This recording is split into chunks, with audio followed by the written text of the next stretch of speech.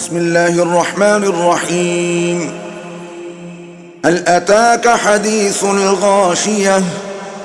وجوه يومئذ خاشعة عاملة ناصبة تصلى نارا حامية تسقى من عين آنية ليس لهم طعام إلا من ضريع لا يسمن ولا يغني من جوع وجوه يومئذ ناعمة لسعيها راضية في جنة عالية لا تسمع فيها لاغية فيها عين جارية فيها سرر مرفوعة وأكواب موضوعة ونمارق مصفوفة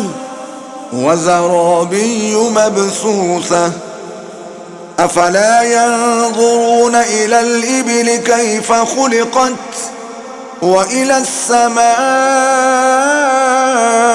كيف رفعت وإلى الجبال كيف نصبت وإلى الأرض كيف سطحت فذكر إنما أنت مذكر لست عليهم بمسيطر إلا من تولى وكفر فيعذبه الله العذاب الأكبر إن إلينا